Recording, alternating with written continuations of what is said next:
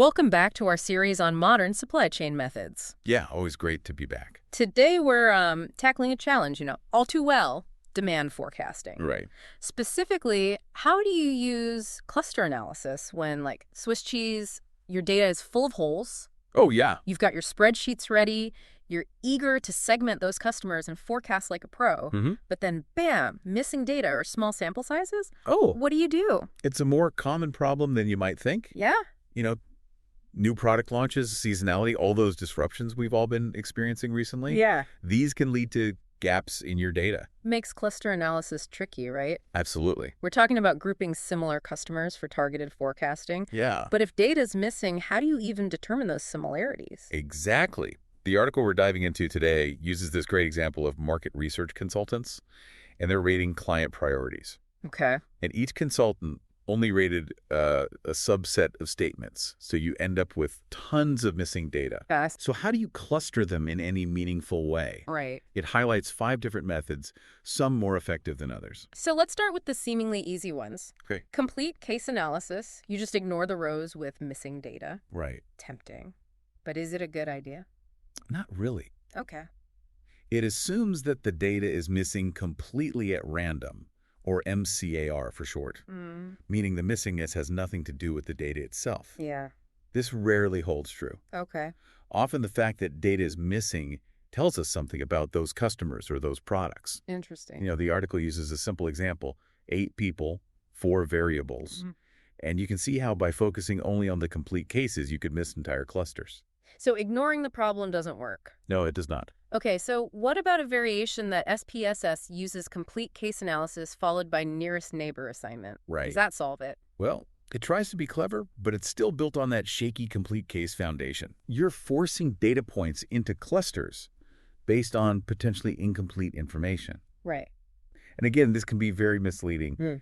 Imagine a new product with limited data. Yeah. You could end up with very inaccurate segments. Okay, so no shortcuts there. No. What about replacing missing values with the average for that variable? Right. On the surface, that seems logical. It might, but this can really distort relationships in your data. Okay. Imagine you're clustering customers based on order frequency and average order value. Yeah. But if someone is missing an order value, replacing it with the average could make them seem more similar to high-value customers than they truly are. Right. The article is another good example showing how this leads to kind of artificial similarities in inaccurate segments. So far, the easy fixes are out. Yeah, they're not really fixes, are they? What are the approaches worth exploring? This is where it gets interesting. Okay. Partial data cluster analysis. Okay. You cluster based on what you do know, preserving those actual relationships in the data. That sounds promising. There's a great case study in Displayer's documentation that shows this in action. And the other option is imputation, right? Yes. Filling in those missing values with educated guesses. Precisely. Okay. Think of it as filling in the blanks intelligently. Yeah. But this requires sophisticated tools Okay. and a very careful approach. So potentially using variables not even in your cluster analysis. Exactly. We're talking about our packages like mice and mice Right. to handle this complexity. Right. Now, you mentioned multiple imputation, creating several data sets with different guesses for the missing data. Yeah, that's an interesting one. Wouldn't that be even better? It's great for some analyses, but not ideal for cluster analysis. Why is that? You end up with multiple clustering solutions, I see. and there's no statistically sound way to combine them. Okay. So you're left with multiple answers, and it's tough to choose the right one definitively. Okay, we've covered a lot of ground here. We have. But let's be honest, you're a busy supply chain professional, not a statistician. Yeah, that's true. How do you actually use this information to make better decisions? That's a great question. Yeah. I think the first step is to really understand your data. How much is missing, and where is it missing? Okay. This will tell you about the nature of the problem. So no shame in starting simple, but be aware of the trade-offs. Exactly. If you're limited by software or time and have to use simpler methods, just be very aware of their limitations Okay. and document your choices carefully. What else should listeners keep in mind? If possible, explore both partial data clustering and imputation and compare the results. Okay. Do they kind of paint a similar picture of your customer segments? So they're telling the same story? It's the same story. Yeah. And critically, don't treat those clusters as gospel. Right. They're a starting point for deeper analysis Yeah. and refining those forecasts. A jumping off point. Exactly. Okay. Yeah. And it's important to remember that even with the best methods, these clusters are a guide, not a crystal ball. You'll still need your expertise to interpret those segments in the context of your supply chain. Right, because even with perfect segmentation, there's more to forecasting than just grouping customers, right? Oh, absolutely. What other factors come into play? Well, you have to think about things like external forces that can impact demand. Mm-hmm. For example, economic conditions. Right. A recession could completely change consumer behavior. Yeah.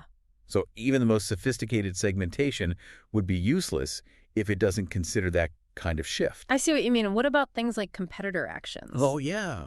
If a rival suddenly drops their prices, your forecasts could be thrown off no matter how well you've segmented your customers. Absolutely. And then there are all the emerging trends and technologies that constantly reshape the landscape. Yeah. Look at how e-commerce has transformed retail. Mm-hmm. Your demand forecasting models need to adapt to these changes or you'll fall behind. It's like you need to be able to predict the future, but the rules of the game keep changing. That's a great way to put it.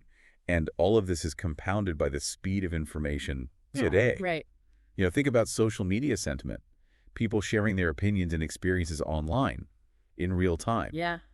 That can have an immediate impact on demand. So how do you even begin to capture and analyze all of that?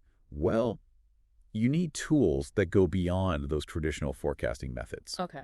The ones that rely solely on historical data. Yeah. Things like sentiment analysis, social listening tools, even things like weather data can all play a role in improving those forecasts. It sounds like demand forecasting is becoming more complex than ever before. It is. Yeah. And that's why it's so crucial to have a holistic approach. Mm-hmm. It's not just about crunching numbers anymore. Okay. You need to understand the broader context, Yeah. the nuances of your market, and how all these factors kind of interact with each other. Yeah. And that's where I think human expertise still plays a vital role. You need people who can interpret the data, Mm-hmm. make those judgment calls, and adjust the models based on their knowledge of the business and the industry. So even with all the advances in technology and data analysis, we can't discount the importance of human intuition and experience. Precisely. It's a balance between leveraging the power of data and algorithms while recognizing the value of human insight. Right. And I think that means fostering a culture of collaboration within your supply chain organization. Okay.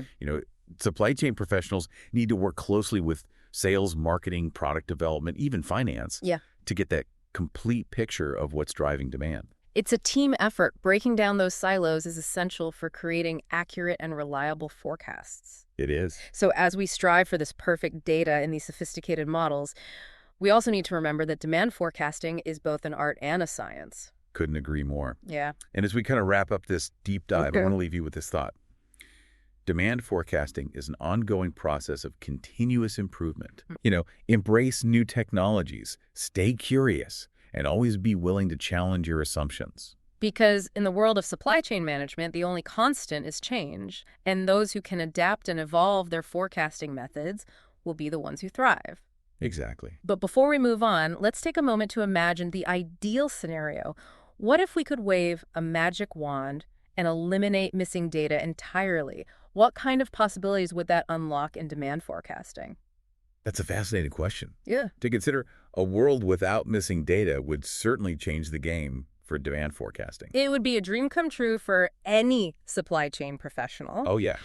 Imagine the level of precision we could achieve if we had complete and accurate information about every customer, every product, every transaction. It would open up so many possibilities. For one thing, think about hyper-personalized forecasts. Okay. Instead of grouping customers into these broad segments, you could tailor your predictions to their individual needs and preferences. That's right. We could anticipate demand with incredible accuracy, minimizing waste and stockouts while optimizing the entire supply chain. Absolutely. And don't forget about the potential for innovation. Oh, right. With perfect data, you could identify those emerging trends and patterns that were previously hidden. Yeah. You could proactively develop new products and services that perfectly align with those evolving needs and preferences. It would be like having a crystal ball that shows you the future of customer demand. Exactly. But even in that ideal scenario, I believe human intuition and judgment would still play a vital role. Right. We can't discount the importance of experience and expertise when it comes to interpreting that data and making strategic decisions. I agree. It's about finding that balance between leveraging the power of data and algorithms while still recognizing the value of human insight. Absolutely. And that brings us back to the methods we discussed earlier. Okay. Even as we strive for that perfect data scenario, Yeah. we need to be prepared for the realities of missing values in small sample sizes. Right. Techniques like partial data cluster analysis and imputation become even more crucial in bridging that gap between the ideal and the real world. They're like tools that help us navigate this messy world of imperfect data. That's a great analogy. And as you gain experience, you'll develop an intuition for which method is best suited for different situations. Mm-hmm. It's about understanding the trade-offs and making those informed decisions. So for all of you supply chain professionals out there grappling with missing data, remember, you're not alone. Yeah. There are tools and techniques available to help you make the most of what you do have and extract those valuable insights from those imperfect data sets. And never stop learning. The field of demand forecasting is constantly evolving. Yeah. New algorithms and technologies are emerging all the time. That's what makes it such a dynamic and exciting field to be a part of. There's always a new challenge to tackle and a new puzzle to solve. Well said. By embracing that spirit of curiosity and continuous improvement, you'll be well equipped to navigate this ever-changing landscape of supply chain management. And on that note, we'll wrap up this deep dive into the world of missing data and cluster analysis. We hope you found it insightful and practical. Remember to share your thoughts and experiences with us on social media. We love hearing from you. Until next time, keep learning, keep innovating, and keep those supply chains flowing smoothly.